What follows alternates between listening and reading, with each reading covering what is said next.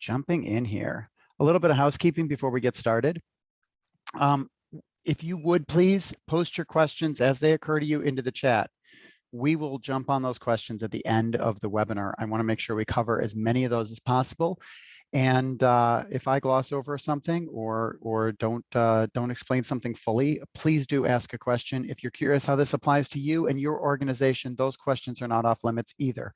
Get them in the chat. If we can't follow up with them live in the webinar, I'll follow up with you afterwards via email.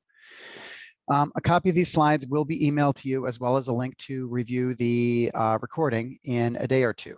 Now, if you didn't receive email reminders, there'll be a slide at the end where you can sign up to get the slides. So a little bit about me. I am Steve Robinson. I am the founder and CEO of Brilliant Metrics. In addition to that, I do teach a variety of digital marketing courses at UW-Milwaukee School of Continuing Ed. I love teaching. I love sharing knowledge. I love learning, and so this is my happy place here, right?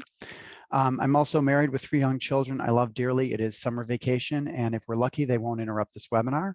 But if they do, just wave and we'll gently usher them out of the room.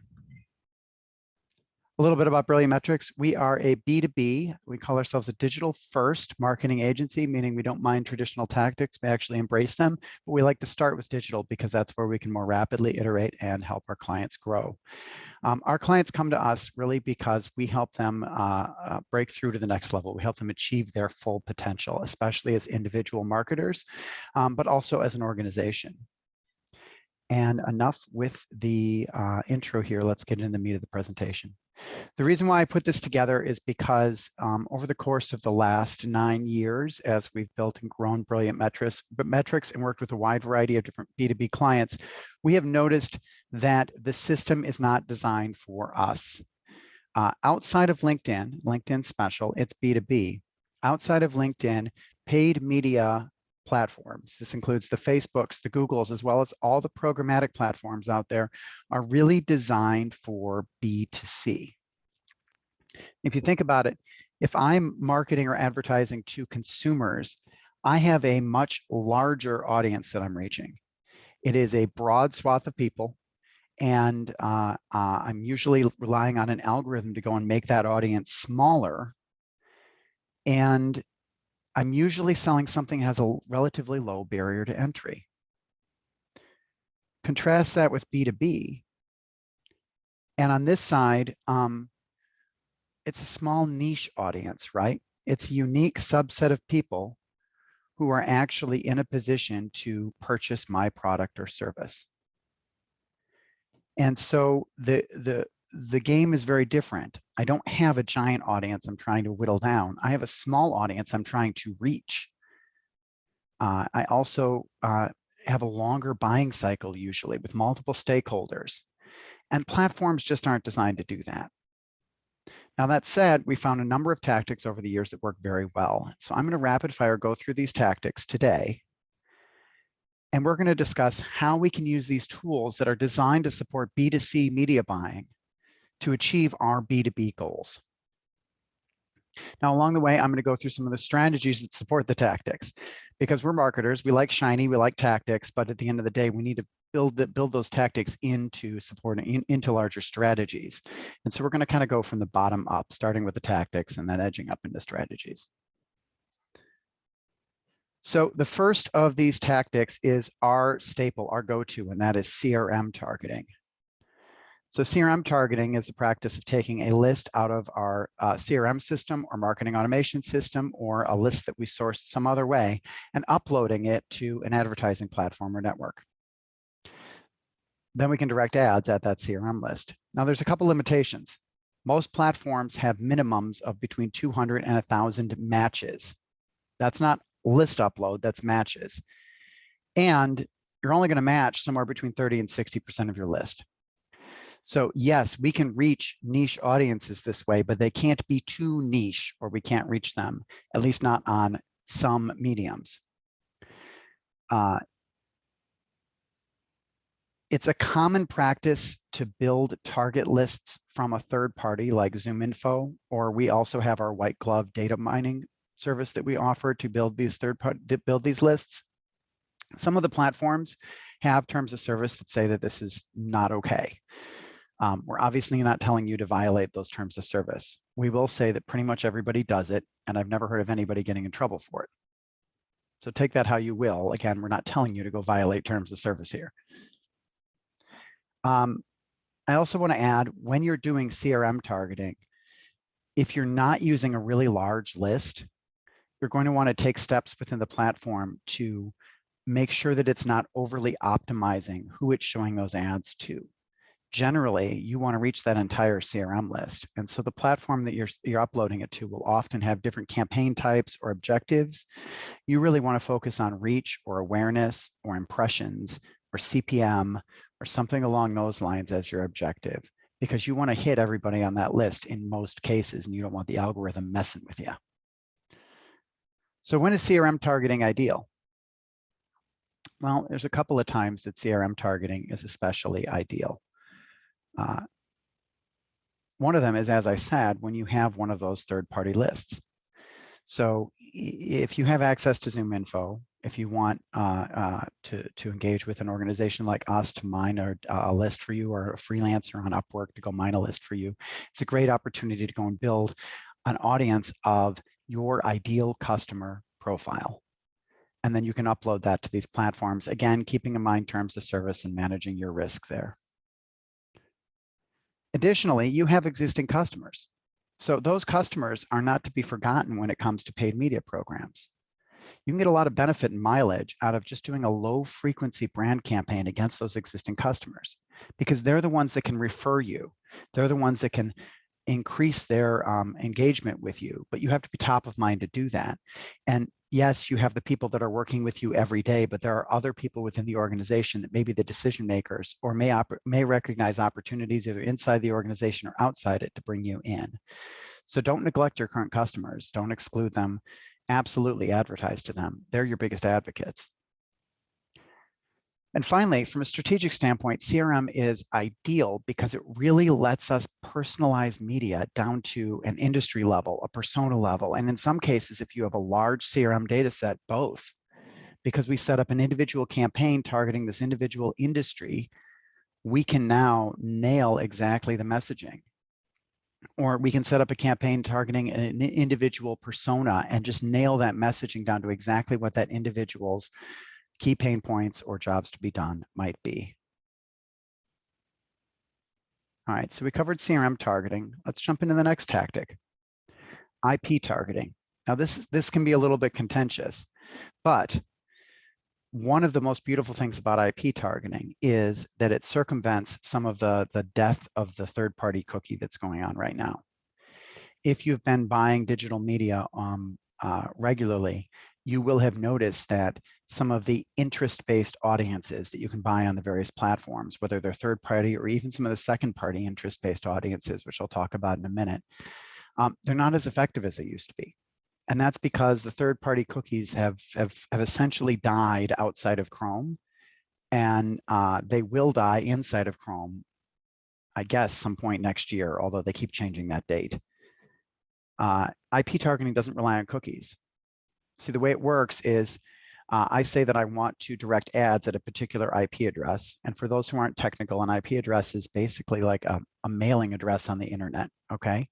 And it usually represents a building or a set of buildings that has internet access through that address. So I direct advertising to a particular IP address. Anytime somebody is out surfing the web and an opportunity to show an ad comes up, when that ad opportunity is sent to the exchanges for us to bid on, it includes either a partial or a complete IP address. And so we're able to target advertising at a building or a set of buildings or a network or a household based on that IP. In the B2B world, if we have a verified IP address of a company, that's a lot better than something that just came off of our web logs or our marketing automation logs. I mentioned weblogs and marketing automation logs. This is another example of where you can really leverage that first-party data, the data and relationships you have, without having to go outside to pay for those relationships. IP targeting is cheap because there is no data you have to layer on top of it.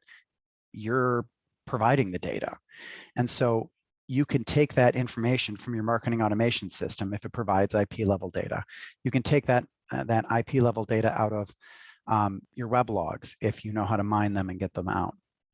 We do a lot with Mautic as a marketing automation platform with our clients, and it is really easy to create reports to go and spit out the IP addresses that we need to go and target with media based on that engagement and that behavior of those individuals. Now, I do want to say there's some risk associated with IP targeting. It is a gray area in the privacy laws right now, and it is definitely an area of contention outside the United States. So you're going to want to make sure that you're careful about how you use this, particularly when you're using it outside of the US, because according to the GDPR and other privacy legislation, you have to have consent before you can market to an IP address. And really, there is no way to get consent for an IP address because you have no one to consent to it. It is a group of people who is using that IP address. So it really falls into a sort of a no-no outside the US. So be careful with that. A couple of strategies for IP targeting. The first and obvious one is account-based marketing. If you're running an ABM program, IP targeting is awesome. IP targeting lets you go and reach in and touch an entire organization with your media. So you're hitting not only the people that are in your CRM that you know about, but you're hitting those people within that account that you don't know about, that could be influencers. So in many cases, IP targeting is phenomenal for ABM. It's good for behavioral retargeting. Again, we use the IP logs that come out of Mautic as a way to identify people based on their engagement with the website, with content, with email, etc. And then we funnel that back through into a list that then we can target media at. And the last one is trade show bombing. And now that trade shows are starting to, they're mostly back, right? They're coming back. This is a really fun way to use IP targeting because what you can do is identify the IP address of the convention center, and you can use address to IP, which we'll talk about in a minute, or have somebody on the show floor who's on the Wi-Fi there go and grab the IP address and text it back to us or to your media buyer or whomever and say, hey, blanket this IP address with advertising. You can do the same thing at the hotel that the majority of the attendees are staying at. Get on their Wi-Fi, look up that IP address and send that back as well. And now you have just penetrated anybody who's using the Wi-Fi at that trade show, and you're able to get in front of them. All right, I'm going to do a little digression here and talk a little bit about closed versus open audiences. Everything we've talked about today is closed, but I have to explain that word because it's sort of vernacular inside of Brilliant Metrics. And to do that, I'm going to borrow a framework that I think was popularized a few years ago by Donald Rumsfeld, of all people. But it's this framework of known knowns, unknown knowns, unknown unknowns, etc. But I'm going to take it from the paradigm of knowledge, where it's usually used, and move it over to people and audiences. If you think about it, your audiences fall into one of four buckets. They are either known knowns, meaning you know who they are. They're in your CRM, you're interacting with them person to person or digitally through marketing automation, through advertising, through etc. They're known to you, and they know who you are because they're engaging back. Those are known knowns.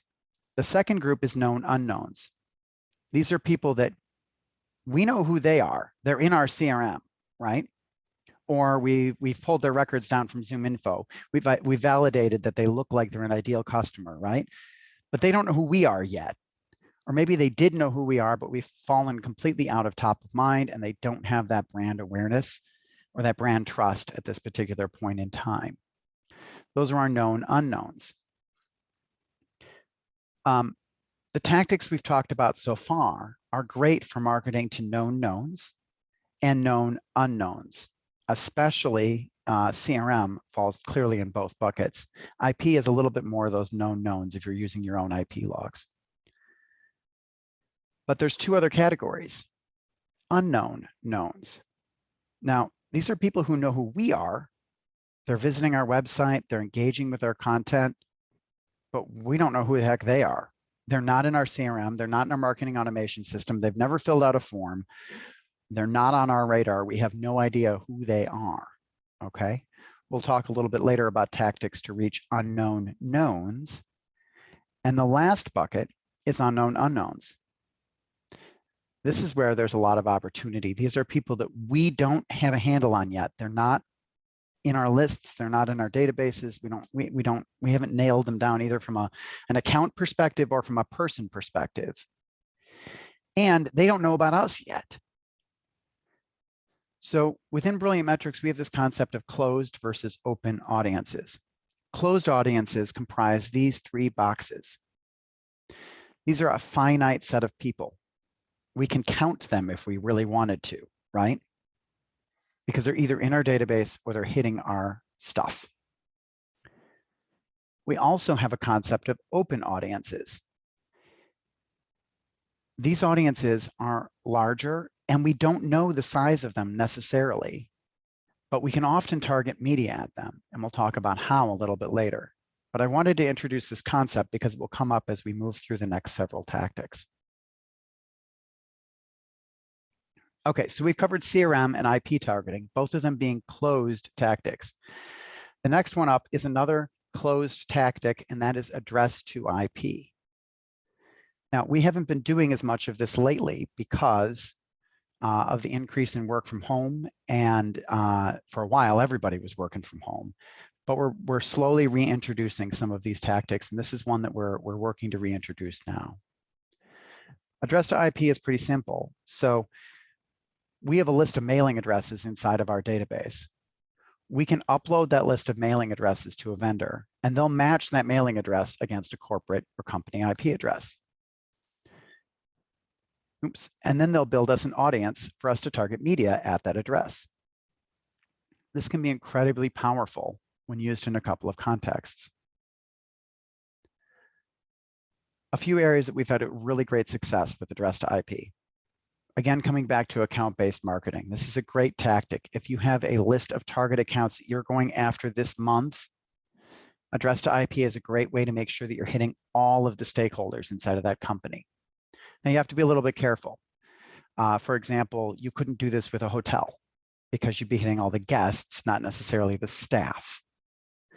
Same thing can be true of restaurants or other areas where you have public Wi-Fi and you have a broad transient audience jumping on there. One of our favorite ways to use this is in influencing the channel. So if you have dealers or distributors who are selling your product that you need to educate and keep your brand top of mind to make sure that they are selling your brand and not a competitor's brand, then address to IP is a great way to do that because you often only have a couple contacts at that particular dealer or distributor, and they usually aren't the people that are on the floor that are talking to your customers, right? So what we have done in the past with really great success is to introduce address to IP and just hit all of the dealers and distributors for a given client with paid media that educates them and arms them how to best sell their products. Incredibly powerful.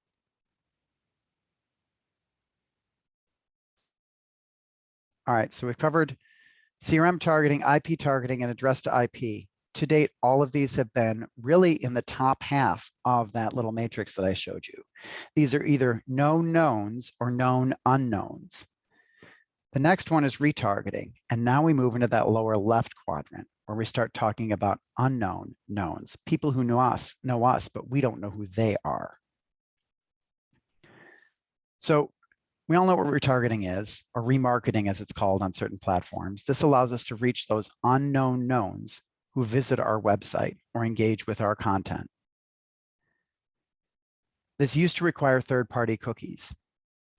Today, it still, to some extent, requires third-party cookies, although the networks are moving to enable first-party cookies whenever possible. If you want more detail on that, we have a great webinar on the death of the third-party cookie in our on-demand webinar section of our website. You can go learn all about first-party, third-party cookies and all the fun changes that are happening there.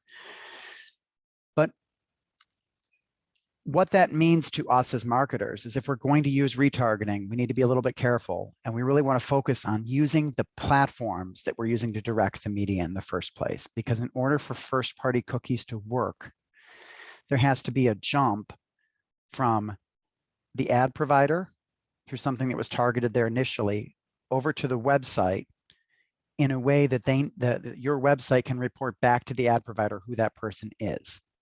And then that person can be retargeted. So if you're primarily advertising on Google Ads, display ads, you want to do your retargeting on Google Ads. If you're primarily advertising on Facebook, you want to do your retargeting on Facebook. You don't want to jump from one over to the other.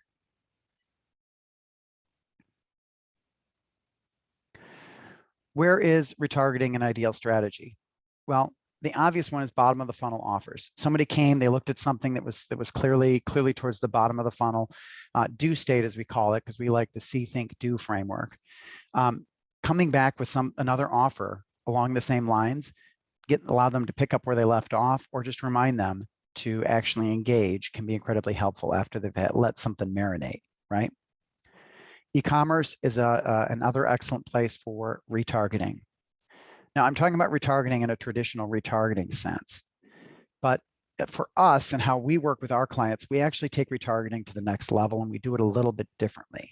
But in order for me to explain that, I have to introduce another concept for you guys.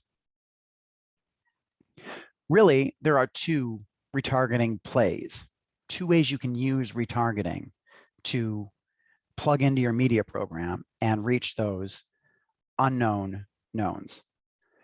The first is the one that most of us use, and that is what we call a fixed content play. Here, you have a transient group of people that come into the website, we retarget them for 30 days after they've engaged with something, and then they drop off. Maybe it's 10 days, maybe it's 15 days, maybe it's 60 days, whatever it is. There's a window in which we're retargeting these people, and then they go away. So we never have to change that content other than optimizing it over time, because the people are coming and going in and out of that audience. But you don't have to retarget that way. You can actually go the other way and have a fixed audience that has whatever the maximum duration of retargeting on the platform is. The audience never changes. Now you're changing out the content. Now, we use both of these on a regular basis, and it depends on the context. But we don't retarget people who visit individual pages because that doesn't scale as you add more and more pieces of content and blog posts and squeeze pages and landing pages and more content on the website and deep dives and ebooks. Like you can't keep up with it if you actually are trying to retarget on a page-by-page basis. So what we do is we work with our clients to tag every single page or piece of content. We also tag every paid media link and a lot of organic social links as well. Because if somebody clicks on a call to action in paid media, they have an interest there, something in that ad aligned with them. And the same thing is true if they visit a landing page or engage with content on a site. So instead of retargeting off of page, we retarget off of these tags. And if a piece of content or a page is tagged to a particular market segment, we can build an audience of those people who engaged with content related to that particular market segment or subsegment. If a piece of content or an ad is tagged to target a particular persona, we can retarget based on those that are engaged with that particular persona. And the same thing is true about points in the buyer's journey, or if those of you are using a jobs to be done framework, you can do the same thing here. If there's a particular pain point or point in the buyer's journey that a piece of content or a piece of media is targeted at, if somebody engages, you can come back with more content on that same pain point or that same point in the buyer's journey. You're going to use a little different play depending on which of these it is. So for market segment, subsegment, and persona, people don't change market segments very often. They don't change persona very often. So once you've nailed that that's their market segment or their persona, you can retarget them indefinitely and just change out that content and use a fixed audience play. But somebody's point in the buyer's journey or their pain point or their job to be done, that kind of thing changes on a regular basis.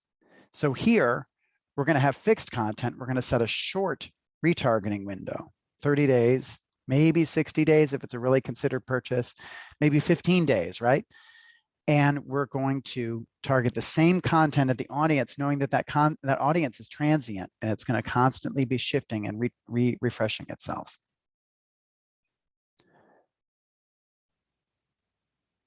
So let's talk about that fixed content play that we just talked about that we usually tie to content or media that we've tagged with the journey state. Here we have an opportunity. Somebody's going to engage on a page or they're going to click a tagged link. And the next thing that happens is they get added to the retargeting pool. That retargeting pool has a limited lifespan. Again, 30 days or maybe 60 days, but usually 30 days or less. We're going to retarget them for that fixed period of time, and then they fall off. Now, in the case of a journey state, we're not going to retarget them with whatever they just clicked on, right?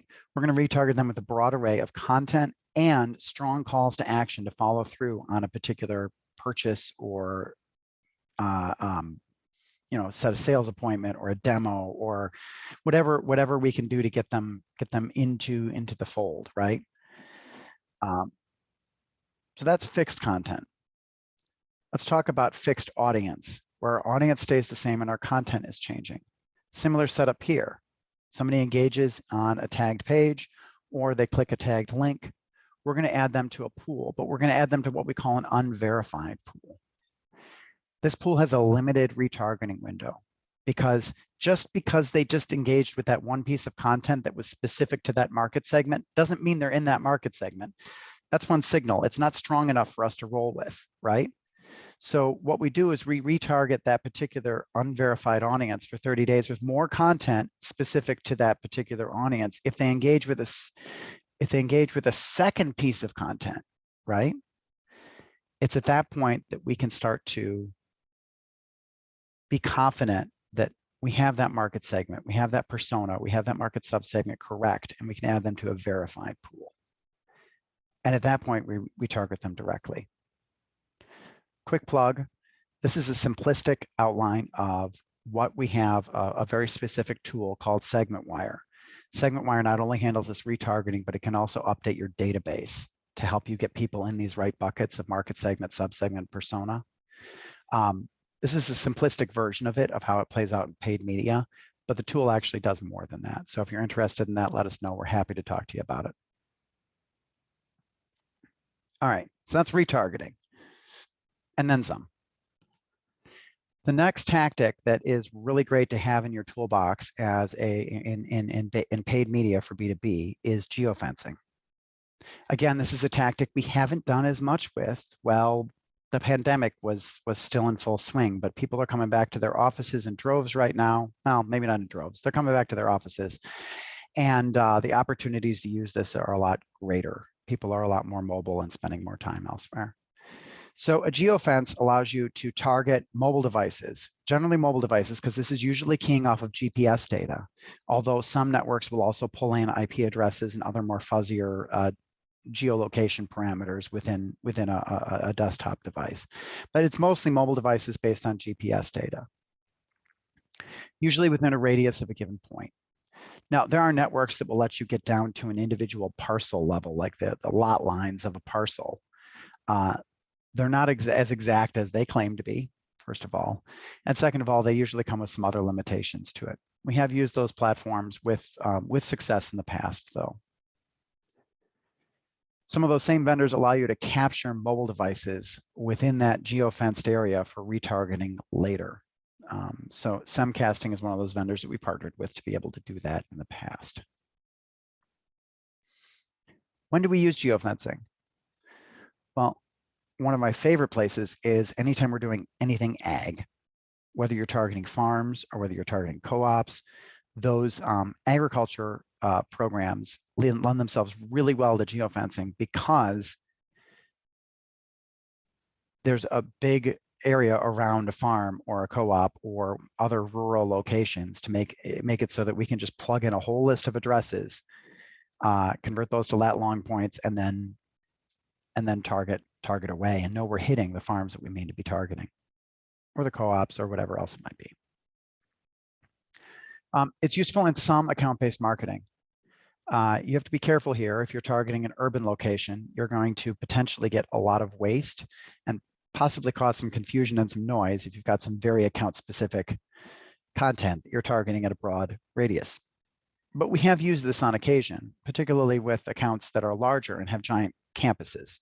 You know, like Boeing is a great example. If we were targeting Boeing, geofencing would definitely be in our wheelhouse because Boeing has a large campus and we can just blanket that campus.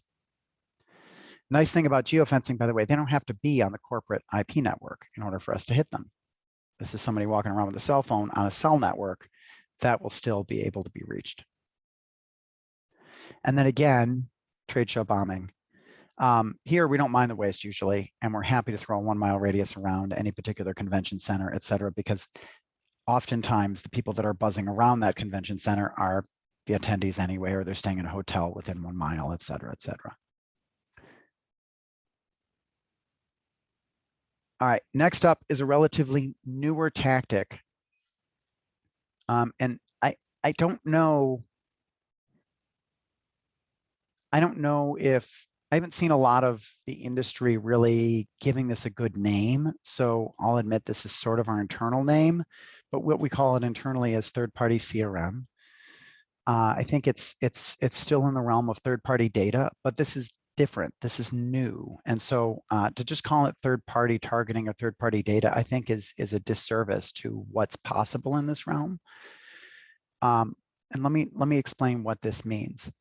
So with the death of the cookie, paid media has moved more and more towards identifiers, whether that's email addresses or mobile phone numbers, et cetera. By the way, I'm not seeing a lot of questions in the chat. So either I am doing a phenomenal job in conveying everything, which is not possible, or you guys are not posting your questions in the chat. So please get them in there.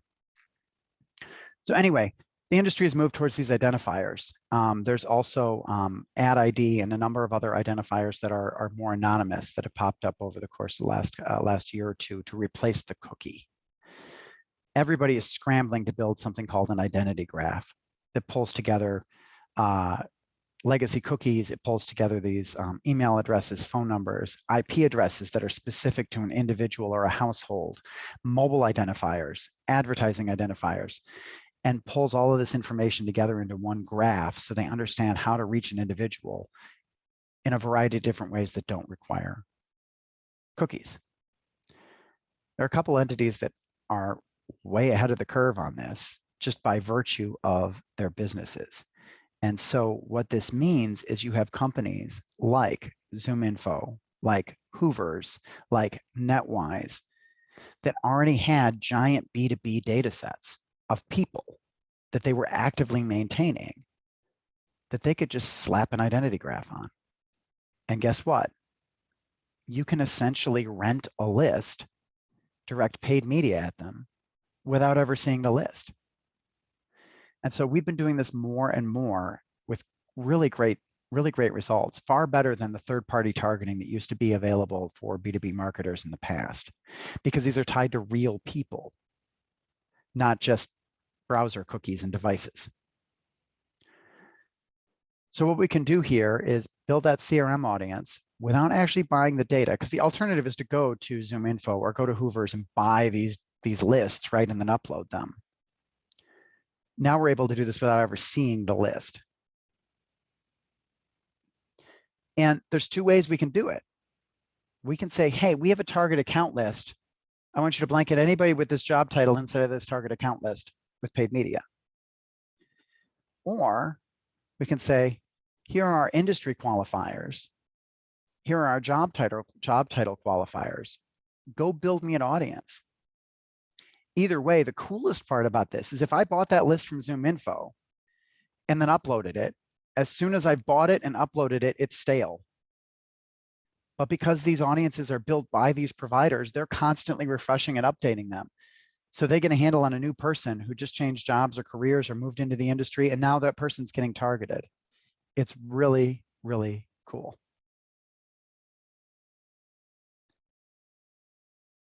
So Jack asked a question in here, and I'm just going to handle that. Jack, I'll handle your question at the end because I think it applies to multiple data points within this presentation. So just sit tight. I'll get to your question. All right, so strategies for third-party data. First of all, anytime you're working with this is an open audience. Remember we talked about closed versus open? This is an open audience. These are unknown unknowns. Even if you provide an account list, that's more of a closed audience because you targeted those accounts, but then there's people in there that have no relationship with you. So you want to make sure that you're presenting lead magnets and strong direct response to this audience. This is not usually, unless you're really going gung-ho on broad brand awareness, not as much a brand play as it is an engagement play.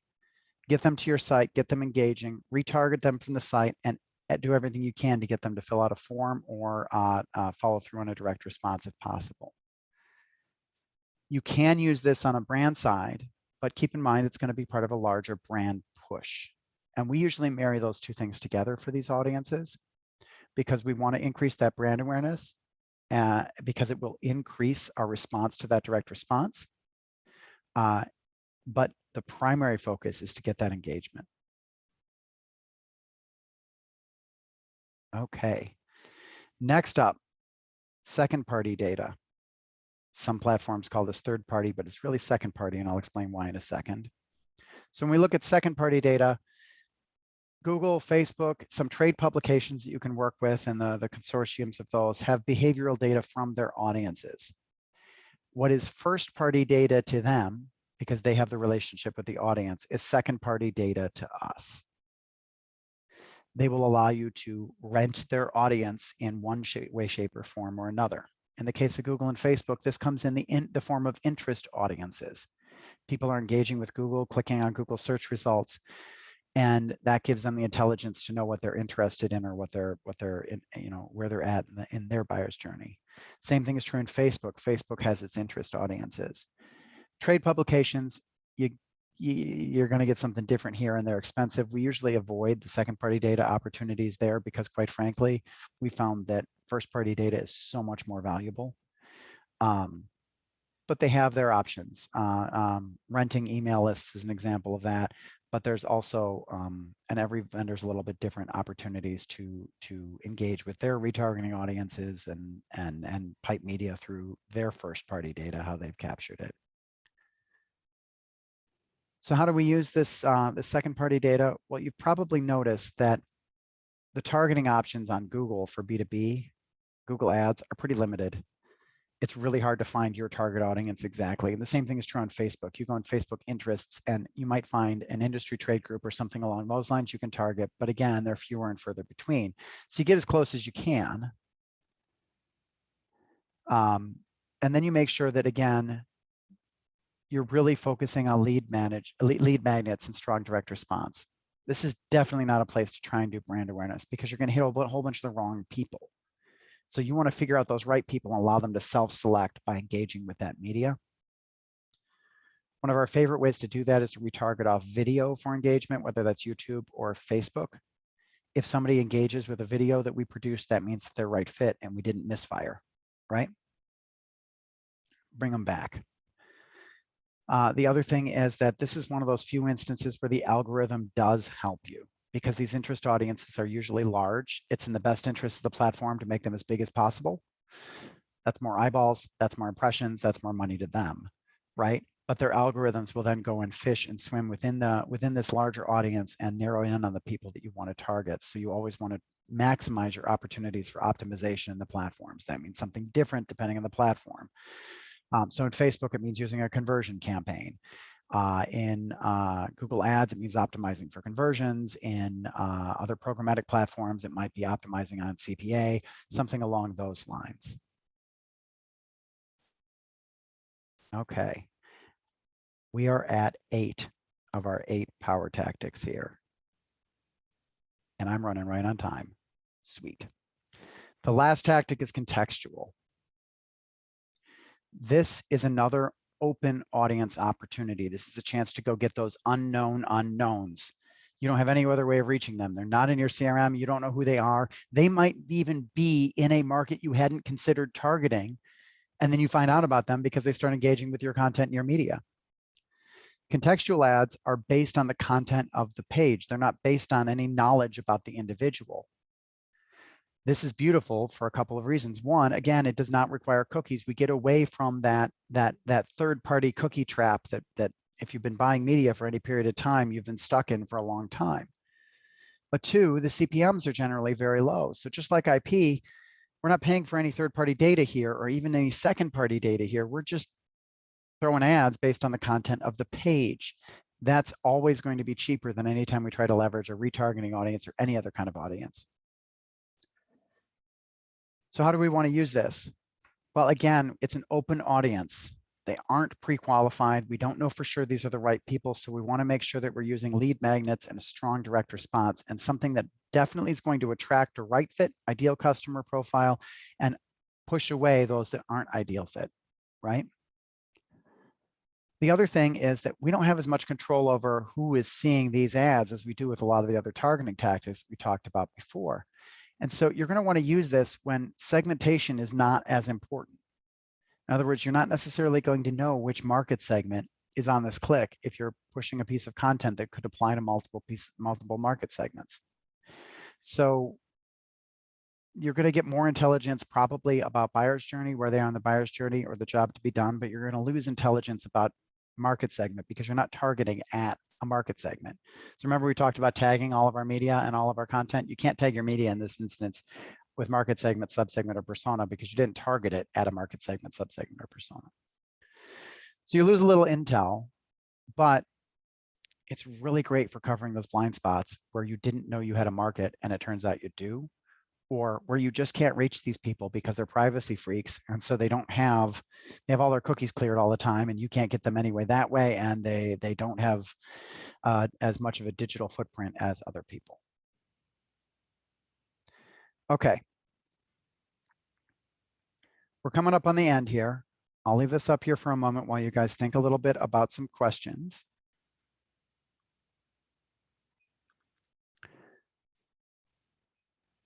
And I'm going to jump over to the question side. While you guys are thinking up more questions, I got a couple, but not very many.